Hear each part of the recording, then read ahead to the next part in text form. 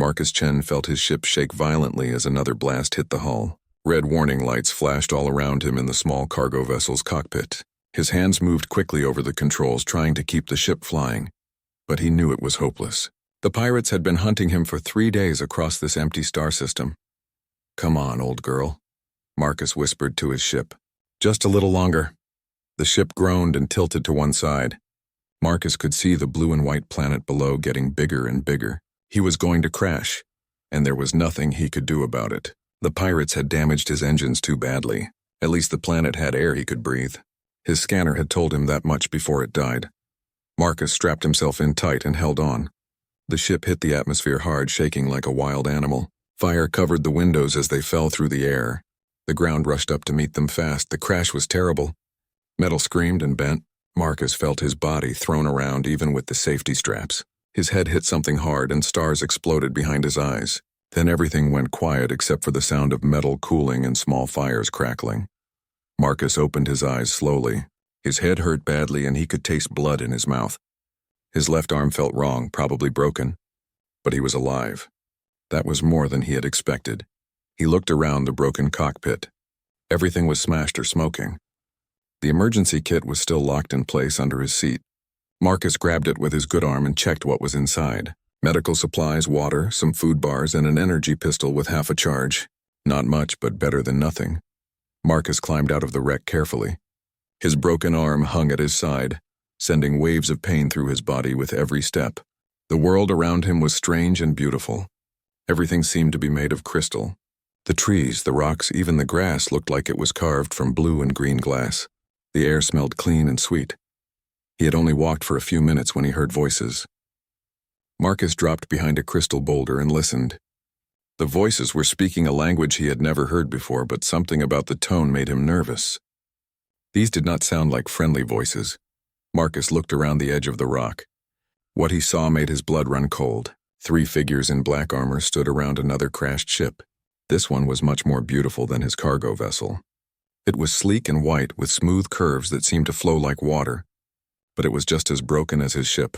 The figures in black armor were definitely the pirates who had been chasing him. They carried heavy weapons and moved like soldiers. But what caught Marcus's attention was the 4th figure. She was sitting on the ground with her hands tied behind her back. Her skin was a soft blue color that seemed to glow from within. She was beautiful in a way that took Marcus's breath away, but not human. Her features were delicate and perfect, like someone had carved them from the same crystal as the trees around them. Her hair was long and silver, and her eyes were large and the color of deep water. She was clearly not from Earth. This was an alien, and she was in trouble. One of the pirates was talking loudly and waving his gun around. Marcus could not understand the words, but the meaning was clear enough. They wanted something from her, and they were getting angry that she would not give it to them. The alien woman looked proud and defiant, even tied up and surrounded by enemies. She said something back to the pirate in a voice that sounded like music, but Marcus could hear the anger in it too. The pirate raised his gun and pointed it at her head. Marcus knew he should stay hidden. These were the same pirates who had shot down his ship. They had better weapons, better armor, and there were 3 of them. He was hurt, alone, and barely armed. The smart thing to do was wait for them to leave and then find a way off this planet. But Marcus looked at the alien woman sitting there so bravely, facing death without begging or crying, and he knew he could not just watch her die. He checked his pistol one more time. Half a charge meant maybe 6 shots. Not many, but it would have to be enough. Marcus took a deep breath and stepped out from behind the rock. "Hey," he shouted in English. "Pick on someone your own size." The 3 pirates spun around, surprised. For a moment, everyone just stared at each other. Then the pirates started laughing. They said something to each other in their harsh language, probably joking about the crazy human who had just walked into their trap. The alien woman's eyes went wide when she saw Marcus. She said something quickly in her musical language, but he could not understand her either. Marcus did not wait for the pirates to stop laughing. He raised his pistol and fired at the closest one. The energy blast caught the pirate in the chest and knocked him down. The other 2 stopped laughing very quickly. They fired back immediately. Marcus threw himself to one side, rolling behind another crystal rock as energy bolts exploded around him. Pieces of crystal flew through the air like sharp rain. "Stupid human," one of the pirates yelled in heavily accented English. "You die now." Marcus popped up and fired twice more. He missed both times, but the shots made the pirates duck for cover. He had 3 shots left now, and the pirates knew exactly where he was. The alien woman was doing something strange. Even tied up, she seemed to be concentrating very hard. The crystal rocks around her started to glow with a soft blue light. One of the pirates noticed and shouted something. He raised his gun toward the woman again. Marcus could not let that happen. He jumped out from behind his rock and ran straight at the pirates, firing his last 3 shots as fast as he could pull the trigger. One shot hit a pirate in the shoulder, spinning him around. The other shots went wide, but Marcus had done what he wanted. All 3 pirates were now shooting at him instead of the alien woman. The first energy bolt hit Marcus in the chest, burning through his shirt and leaving a line of fire across his ribs. The second hit his leg and he stumbled but kept running. The third hit him in the side and Marcus felt something important break inside him. He crashed into the nearest pirate and they both went down. Marcus was bigger and heavier than the alien pirates, and his tackle sent them both rolling across the crystal ground. He threw punches with his good arm, but his strength was leaving him fast. The pirate pushed him off and raised his gun. That was when the alien woman finished whatever she had been doing. The ground shook violently. The crystal rocks around them started to crack and glow even brighter. The alien woman's eyes were blazing with blue light, and Marcus could feel power in the air like electricity before a storm. "Get down," she shouted in perfect English, her voice echoing strangely. Marcus rolled away from the pirate as fast as he could. The ground split open with a sound like thunder. Crystal spears shot up from the earth, and the ceiling of the crystal cave above them started to fall. The pirates screamed and tried to run, but they were too slow. Crystal and rock came down like an avalanche, burying them completely.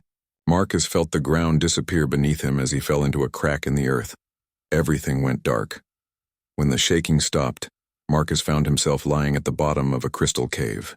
His whole body was on fire with pain and he could taste blood, but he was alive, human. A soft voice said beside him, "Can you hear me?" Marcus turned his head slowly. The alien woman was sitting next to him, no longer tied up. Her blue skin was glowing softly in the darkness, giving them enough light to see by. "Yeah," Marcus whispered. "I can hear you. Why did you help me?" she asked. "You do not know me. You could have escaped." Marcus tried to smile, but it hurt too much, because it was the right thing to do. The alien woman stared at him for a long moment. Then she touched his forehead gently with her hand. Her skin was warm and seemed to tingle with energy. "Sleep now, brave human," she said softly. "I will watch over you." Marcus closed his eyes and let the darkness take him. The last thing he remembered was the sound of her voice, beautiful and sad, calling for help in her own language. Marcus woke up slowly, like swimming up from the bottom of a deep, dark pool. The first thing he noticed was that nothing hurt anymore. For someone who remembered being shot 3 times and buried under falling rocks, this seemed very strange. The second thing he noticed was the ceiling above him. It was made of the same blue crystal as everything else on this planet, but it was carved into beautiful patterns that seemed to move and flow like water. Soft light came from the crystal itself, warm and gentle. Marcus tried to sit up and was surprised when his body obeyed. He looked down at himself and gasped. He was wearing soft white clothes that felt like silk, and his skin looked perfect. The burn marks from the energy weapons were gone. His broken arm worked fine. Even old scars from years of dangerous cargo runs had disappeared. "You are awake," said a familiar musical voice. Marcus turned and saw the alien woman sitting in a chair beside his bed. She looked exactly the same as before, beautiful and strange with her blue glowing skin and silver hair, but now she was wearing elegant white robes instead of being tied up and dirty. "You," Marcus said, his voice rough from not speaking for so long. "You're okay?" "I am well, thanks to you," she said, standing up gracefully. "But you have been sleeping for 3 weeks. We were not sure you would wake up." 3 weeks? Marcus stared at her. "But I feel fine. Better than fine, actually." "What happened to me?" The alien woman smiled, and it was like watching the sun come up. "Your injuries were very serious. Our healers worked hard to save you, but your body did most of the work itself. We have never seen anything like it." She moved to a crystal table near the window and poured water from a pitcher into a cup. The water glowed softly blue. "Your species heals in ways we do not understand. Burns that should have killed you closed up in days. Broken bones fixed themselves faster than our medicines could help. It is remarkable. Marcus took the cup when she offered it. The water tasted sweet and clean, and he could feel energy flowing through his body as he drank. Where are we? The royal palace of Zephyria, she said, sitting back down. I am Princess Lyrale, daughter of Queen Thessarian. And you, brave human, are our honored guest. Marcus nearly dropped the cup. Princess? I saved a princess? You saved the heir to the Zephyrian Empire, Lyrale said seriously. Those pirates were not just thieves. They were agents of the hegemony, our enemies. They wanted to capture me and take the star maps from my mind. Information that could have destroyed my people. Star maps? Ancient charts that show the location of our hidden worlds and defensive positions. Every member of the royal family carries them in their memory. If the hegemony had taken me, she shuddered, the war would be over before it truly began. Marcus set down the cup and looked around the room more carefully. It was beautiful but felt more like a museum than a place where people lived. Everything was too perfect, too clean. So I'm a hero then? That's nice. When can I go home? Princess Lyrale's expression changed. The smile faded from her face and she looked sad and worried. That is complicated. Complicated how? Before she could answer, the door opened without a sound.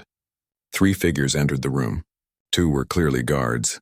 Tall and graceful like the princess, but wearing armor that looked like it was grown from crystal, rather than made from metal. The 3rd figure made Marcus's breath catch in his throat. She was obviously related to Princess Lyrale, with the same blue skin and silver hair. But she was taller and carried herself with the kind of authority that made people want to bow down. Her robes were deep blue and seemed to sparkle with tiny stars. When she looked at Marcus, her eyes were ancient and knowing. Mother, Princess Lyrale said, standing up quickly and bowing her head. So this is the human who saved my daughter, the queen said. Her voice was like her daughter's, but deeper, with power behind it that made the crystal walls hum softly. Marcus Chen of Earth. Marcus started to get out of bed, but the queen gestured for him to stay where he was. Your Majesty, he said, not sure if that was the right thing to say. I am Queen Thessarian, she said, moving closer to his bed. And I owe you a debt that can never be repaid. You saved not just my daughter, but my entire kingdom. I just did what anyone would do, Marcus said. The Queen and Princess Lyrale exchanged a look that Marcus could not read. No, the Queen said slowly. That is where you are wrong. What you did is impossible for my people to understand. I don't follow. Queen Thessarian sat in the chair her daughter had been using.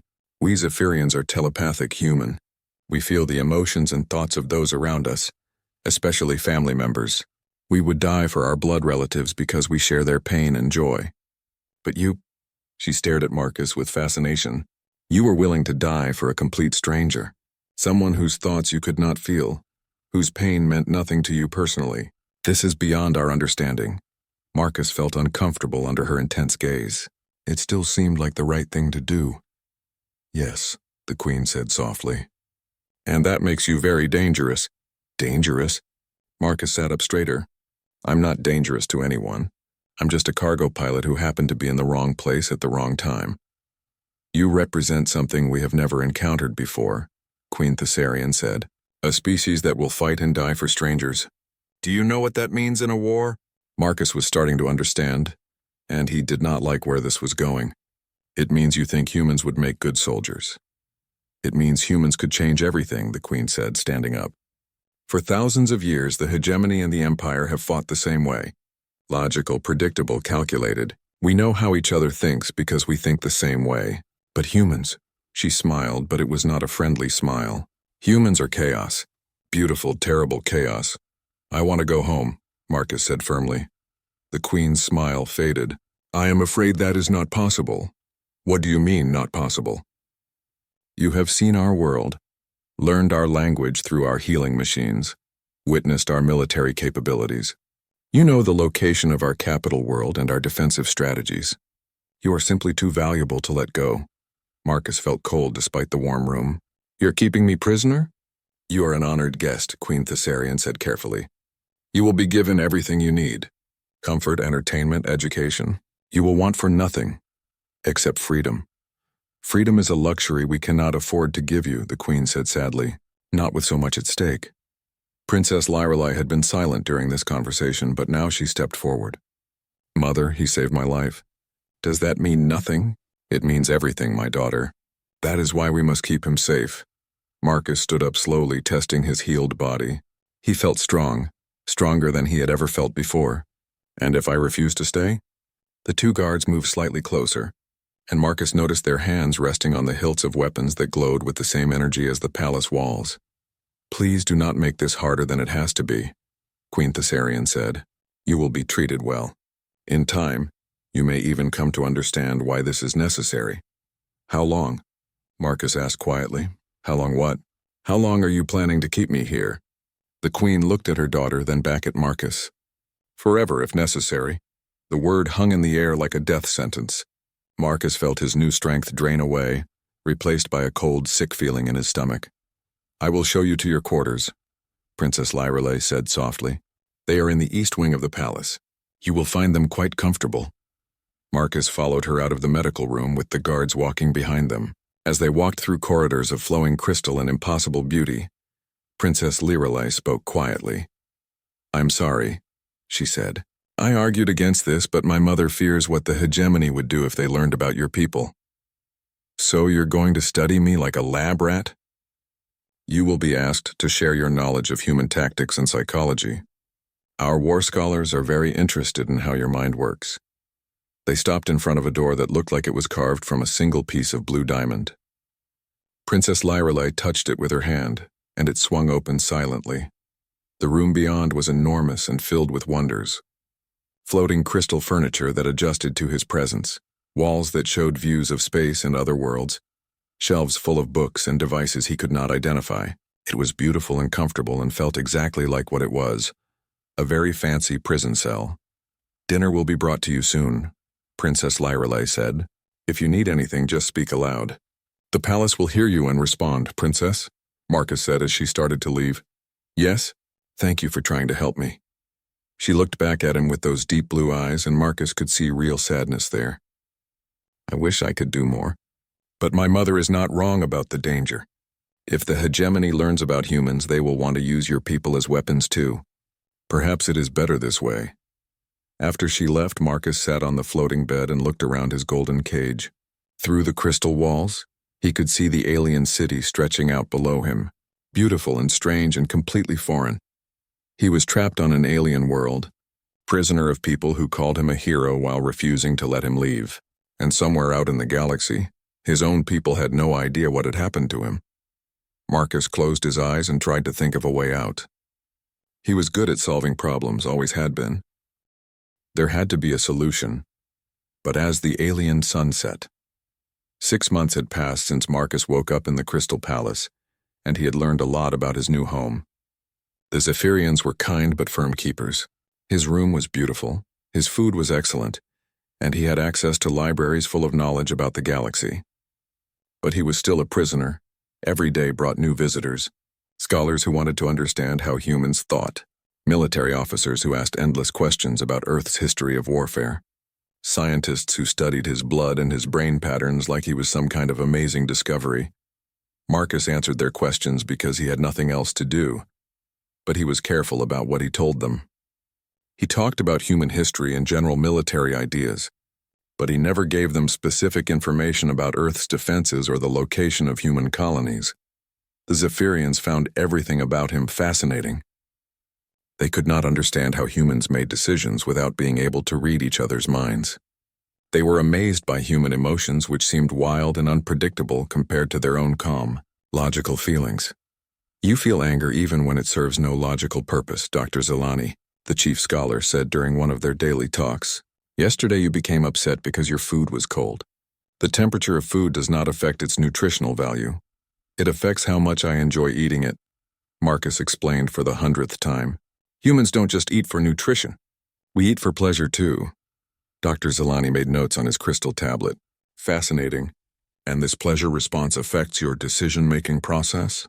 Everything affects our decision-making process. That's what makes us human. The scholar looked confused, as they always did when Marcus tried to explain human nature. The Zephyrians were intelligent and kind, but they thought about everything in terms of logic and efficiency.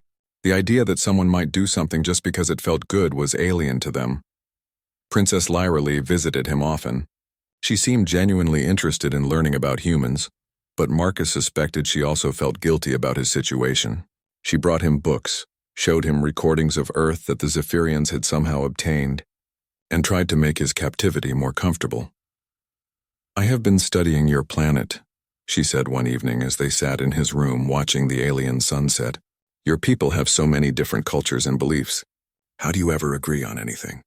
"We don't most of the time," Marcus said with a laugh. "That's kind of the point. We argue and fight and compete, and somehow that makes us stronger." "But conflict is wasteful," Lyrelai said, puzzled. "It would be more efficient if everyone simply agreed on the best course of action. But who decides what's best?" "Your mother thinks keeping me here is best." "I disagree. Are you going to tell me one of us is wrong?" Lyrelai was quiet for a long moment. "My mother believes she is protecting both our peoples. By making me a prisoner? She has been receiving messages from your human government," Lyrelai said quietly. "They know you are here." Marcus sat up straight. This was the first he had heard about contact with Earth. "What do they say?" "They are interested in forming an alliance. Our technology in exchange for human military advisors." Marcus felt cold. "Military advisors? You mean soldiers?" "Volunteers," Lyrelai said quickly. "People who would come here by choice to help us fight the hegemony." "And what does your mother think about this?"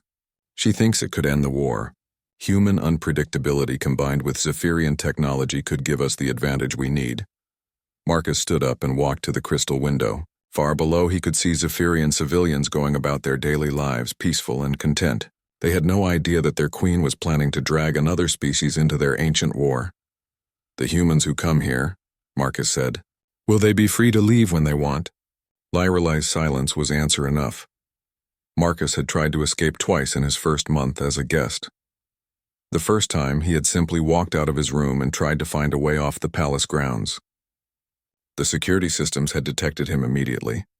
Walls had shifted to block his path, floors had become slippery to slow him down, and gentle but irresistible force fields had guided him back to his room. The second time, he had been more clever. He had pretended to be sick and asked to see a doctor. When the medical staff came to his room, he had overpowered one of them and stolen their identity badge. He had made it all the way to the palace spaceport before being caught. After that, the security around him had become much tighter. His room's systems monitored everything he did. Guards followed him whenever he left his quarters. Even Princess Lyrelai had to get permission to visit him, but the escape attempts had taught Marcus something important. The Zephyrians were brilliant at building logical security systems, but they could not predict illogical behavior. Every time he did something that made no sense, their systems failed for a few moments while they tried to figure out what he was doing. That gave Marcus an idea. He started acting strange. Not obviously crazy, just unpredictable. He would eat his meals in a different order every day. He would ask for books about random subjects that had nothing to do with each other. He would exercise at weird times and sleep at unusual hours. The palace systems tried to adapt to his behavior, but they could not find a pattern because there was no pattern. Marcus was being chaotic on purpose. Dr. Zelani was fascinated. "Your behavioral patterns have become completely random," he said during one of their sessions. "Are you experiencing some form of mental distress?" "I'm just being human," Marcus said with a smile. The scholar made more notes. "This randomness, is this normal for your species? We're full of surprises." What the Zephyrians did not realize was that Marcus was using his unpredictable behavior to test their security systems. Every time he did something unexpected, he watched how the palace responded. He was learning the limits of their technology and finding the gaps in their logic. The opportunity he was waiting for came 3 weeks later. Princess Lyrelai came to his room late one night, looking upset. "There has been an attack," she said. "Hegemony forces struck one of our outer colonies. Many people died." Marcus could see the pain in her blue eyes. Despite being his captor, she was a good person who cared about her people. "I'm sorry. My mother is meeting with your human diplomats tomorrow," Lyrelai said. "She is going to accept their offer of alliance." "And that bothers you?" "I fear we are making a terrible mistake. Once this war involves your people, it will never end. The hegemony will want human soldiers too. Your species will be divided against itself, fighting in a war that is not yours." Marcus moved closer to her. Then help me stop it. How? Let me escape. Let me get back to Earth and tell my people what's really happening here. Give them the choice to stay out of your war. Lyrelei shook her head. I cannot. The security system can be fooled, Marcus finished. I've been studying them for months. I know how they work now, but I need someone with access codes to help me. If I am caught helping you, I will be imprisoned too.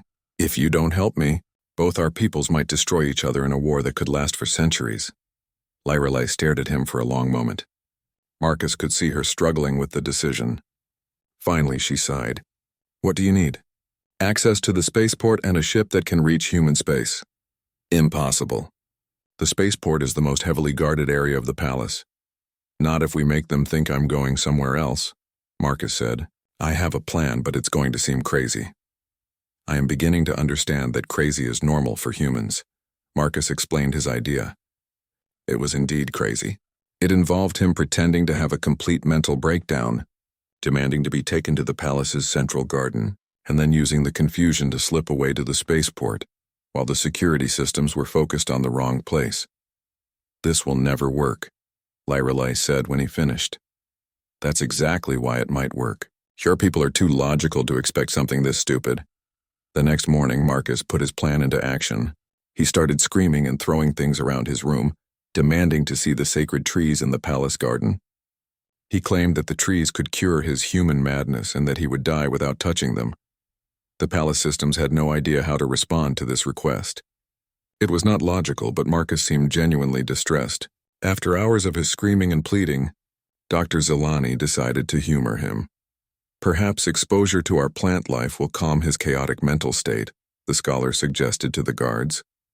They took Marcus to the garden under heavy guard, but they were watching for logical escape attempts. They expected him to try to run toward the exits or steal a weapon. They did not expect him to suddenly strip off his clothes and dive into the central fountain, claiming he needed to become one with the crystal water spirits. While the guards tried to figure out what to do about the naked humans splashing around in their sacred fountain, Lyrelei created a distraction on the other side of the garden. She pretended to faint, drawing several guards away to help her. In the confusion, Marcus slipped out of the fountain and ran naked through the palace corridors. It was the most undignified escape attempt in galactic history, but it worked. The security systems could not track him properly because they had never been programmed to follow a nude human. Marcus reached the spaceport and found the small scout ship that Lyrelei had prepaid. Marcus never made it back to Earth. 3 days into his journey, hegemony ships found him. The stolen Zephyrian scout ship was fast, but it was not built for long-distance travel. When his fuel ran low near a dead star system, the enemy was waiting for him. The hegemony vessels were different from Zephyrian ships. Where the Empire built everything to look beautiful and flowing, the hegemony preferred sharp angles and dark metal. Their ships looked like weapons even when they were just floating in space. Marcus tried to run, but his ship was too damaged from the hasty escape. The hegemony forces surrounded him and forced him to land on a small moon, covered in mining equipment. When the airlock opened, Marcus found himself facing his second group of alien captors. The hegemony soldiers were insectoid, with hard shell armor that seemed to be part of their bodies.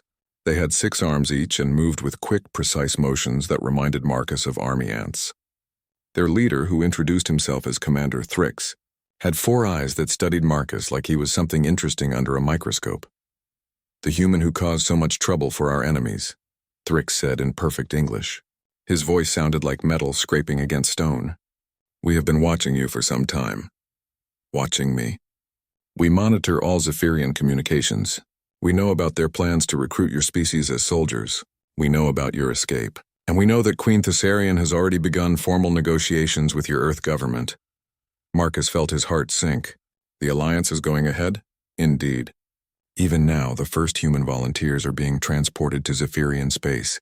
Your people seem very eager to obtain their crystal technology. Commander Thrix led Marcus through the mining facility while they talked. The place was all function and no beauty. Exactly the opposite of the Crystal Palace. Hegemony workers moved boxes of ore with mechanical efficiency, never stopping to rest or talk. What do you want from me? Marcus asked. The same thing the Zephyrians wanted. Information about human psychology and tactics. You see, if they are going to use your people as weapons, we need to understand how to fight against you. And if I refuse? Thrix's mandibles clicked in what might have been laughter. Then you will be dissected so we can study your brain directly. Your choice. Marcus was locked in a small metal cell while he considered his options. Unlike his beautiful prison on Zephyria, this place was clearly designed to break someone's spirit. The walls were cold metal. The bed was a hard shelf, and the only light came from a harsh white bulb that never turned off. But after 6 months of luxury captivity, the honest brutality was almost refreshing. At least the hegemony did not pretend to be doing this for his own good. For 2 weeks, Marcus told them nothing useful. He answered their questions about human culture and history, but he gave them no tactical information that could be used against his people. The hegemony interrogators were efficient but not creative. They tried logical arguments and direct threats, but they could not understand human stubbornness any better than the Zephyrians could. Then everything changed. Marcus was sitting in his cell when alarms started ringing throughout the facility. Through his small window, he could see hegemony soldiers running to their positions with weapons ready. In the distance, explosions lit up the dark sky. Commander Thrix appeared at his cell door, flanked by 4 guards. "Your friends have found you," he said. "My friends. Zephyrian ships are attacking this facility. It seems Princess Lyrelei convinced her mother to mount a rescue mission." Marcus felt a mix of hope and worry. He was glad someone was trying to save him, but he did not want the princess to get hurt because of him. "They cannot win," Thrix continued. "We have orbital defense platforms and ground-based weapons. But before we destroy them, you are going to help us. Like hell I am. You are going to contact Princess Lyrelei and tell her to surrender. In exchange, we will let her live." Marcus laughed. "You really don't understand humans, do you? I'm not going to help you capture her. Then you will watch her die." Thrix activated a wall screen that showed the battle raging outside. 3 Zephyrian ships were fighting against twice as many hegemony vessels. The crystal ships were beautiful and fast, but they were clearly outgunned. As Marcus watched, one of the Zephyrian ships took a direct hit and spun out of control. It crashed into the side of a mountain, exploding in a ball of blue fire. The next one to die could be the princess. Thrix said coldly, "Your choice, human." Marcus stared at the screen, watching the uneven battle. Princess Lyrelei had come to rescue him, probably against her mother's direct orders. She was risking everything to save someone who had already escaped once before. "Give me the communicator," Marcus said quietly. Thrix handed him a device that looked like a crystal growth. Marcus activated it and spoke in Zephyrian, a language he had learned during his captivity. "Lyrelei, this is Marcus. Can you hear me?" "Marcus!" Her voice came through clearly, filled with relief and fear. "Thank the stars you are alive. We are coming to get you." "No," Marcus said firmly. "You need to leave now." "What?" "Marcus, we can save you. Just hold on a little longer." "Lyrelei, listen to me carefully. This is a trap. The hegemony wants to capture you. If you stay here, you're going to die, and it will be my fault." There was silence on the channel for a moment. Then Lyrelei's voice came back, sad but determined. "I cannot leave without you." "Yes, you can. Your people need you alive. If the hegemony captures a Zephyrian princess, they'll have everything they need to win this war." "Marcus, go home, Lyrelei. Tell your mother that the alliance with Earth is a mistake. Tell her that humans fight best when we're fighting for something we believe in, not when we're hired as mercenaries." Commander Thrix was getting impatient. He gestured to his soldiers, who raised their weapons toward Marcus. "I have to go," Marcus said into the communicator. "Remember what I told you about human nature. Sometimes the crazy plan is the right plan." He handed the communicator back to Thrix, just as the facility shook from another explosion. Through the window, Marcus could see the remaining Zephyrian ships pulling back. Lyrelei had listened to him. "Wise choice," Thrix said. "Perhaps you are more logical than most humans." "No," Marcus said with a smile.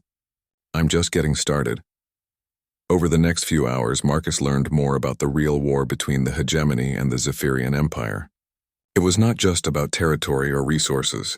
It was about 2 completely different ways of thinking.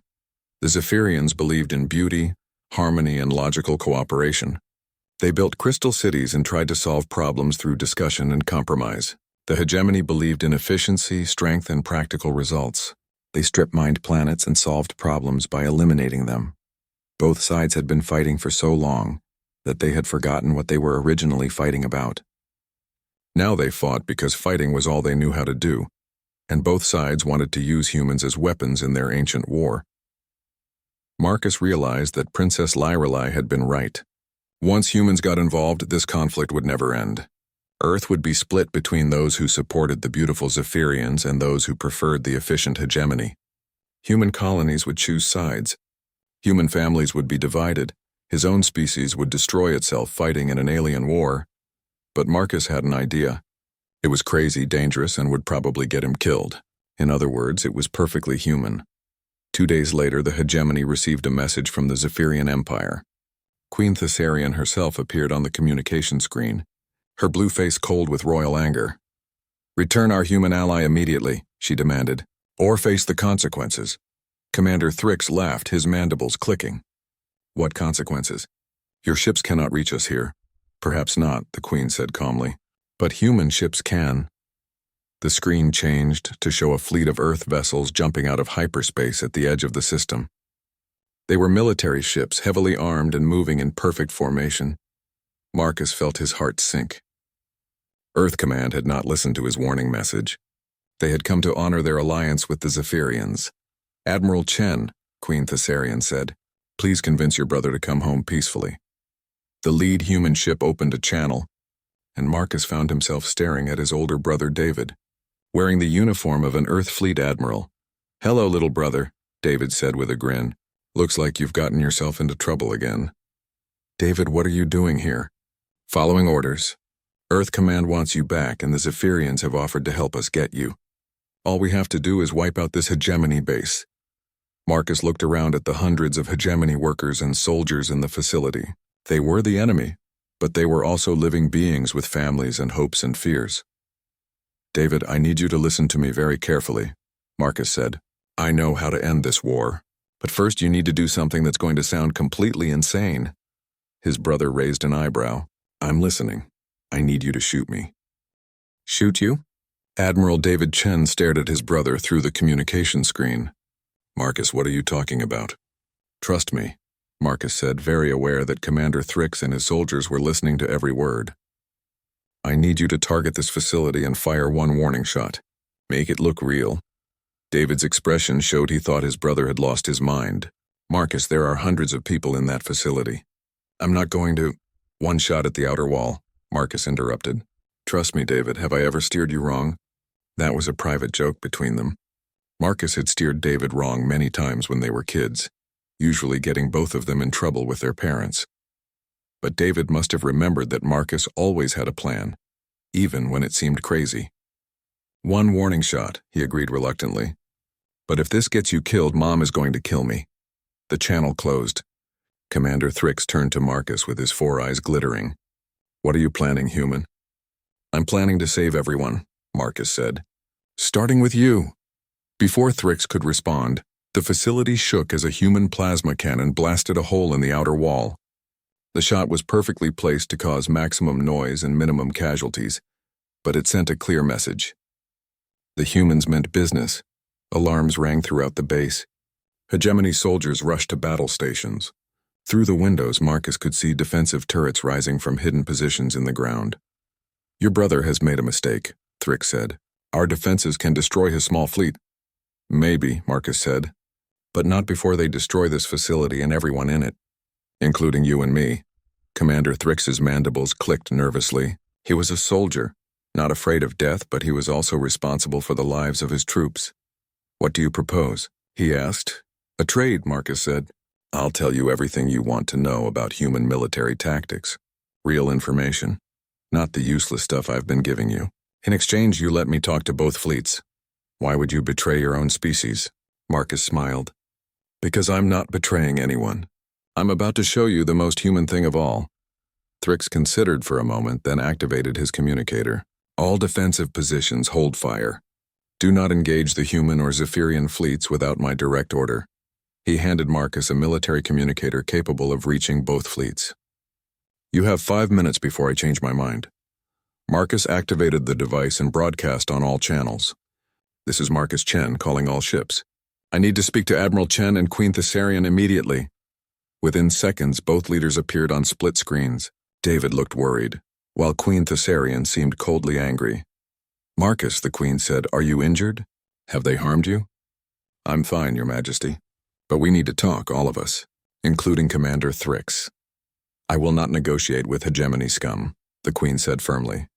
"And I have no interest in speaking with crystal farmers," Thrix added when Marcus gestured for him to join the conversation. "Perfect," Marcus said. "You're both acting exactly like I expected. David, how many people are in your fleet?" 12 ships, about 3,000 crew members total. Queen Thessarian, how many Zephyrians live on your homeworld? Nearly 50 million. What does this have to do with? Commander Thrix, how many hegemony citizens are in this star system? Approximately 10,000 workers and soldiers, Thrix answered, confused by the questions. Marcus nodded.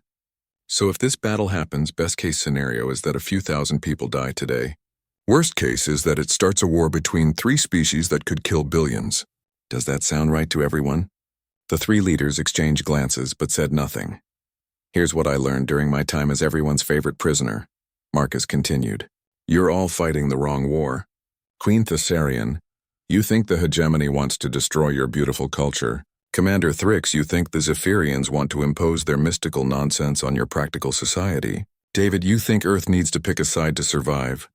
These are accurate assessments," Queen Thessarian said stiffly. "No, they're not," Marcus said. "You're all afraid of the same thing.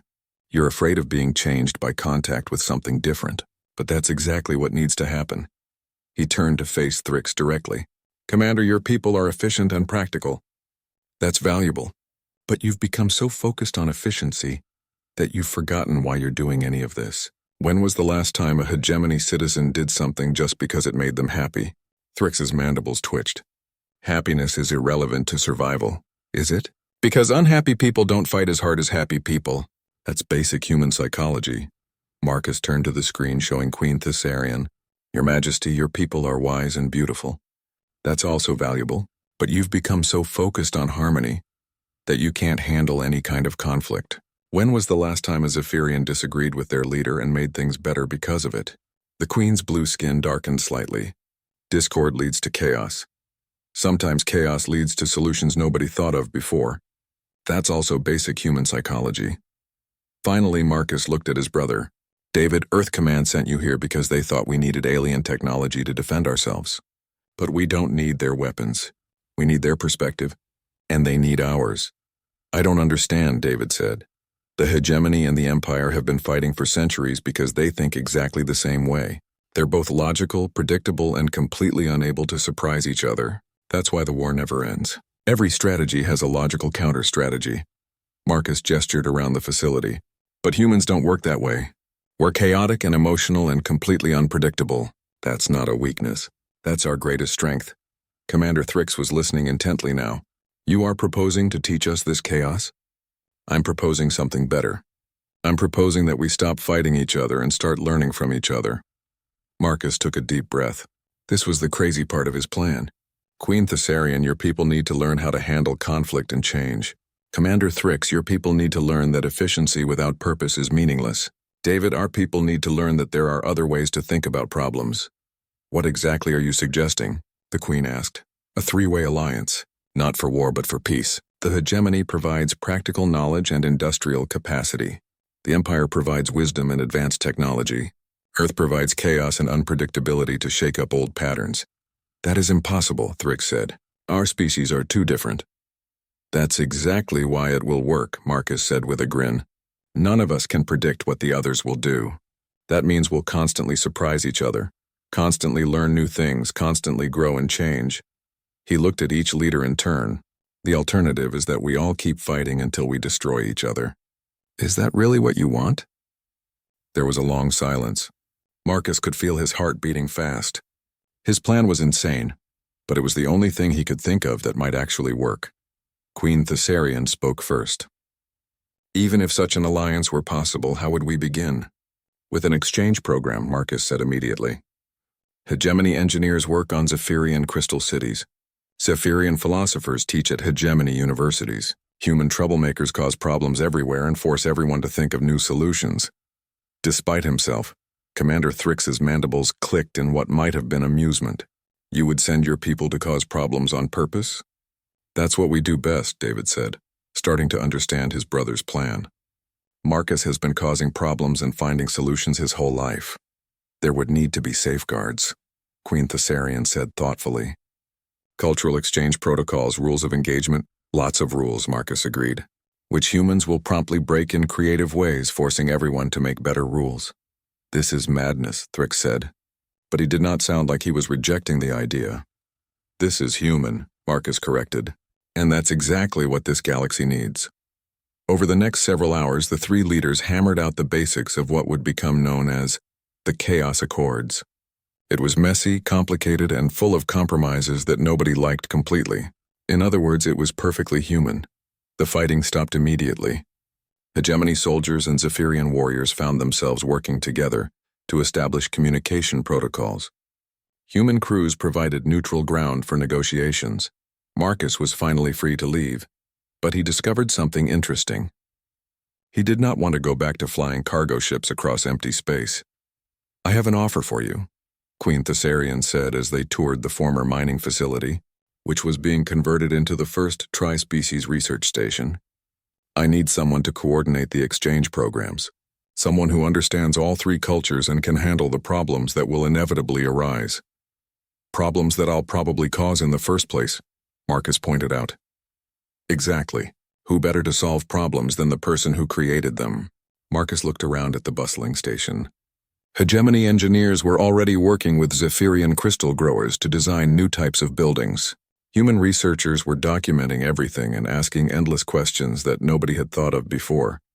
It was chaotic and noisy, and completely unpredictable. It was exactly the kind of place where good things happened. I accept, Marcus said,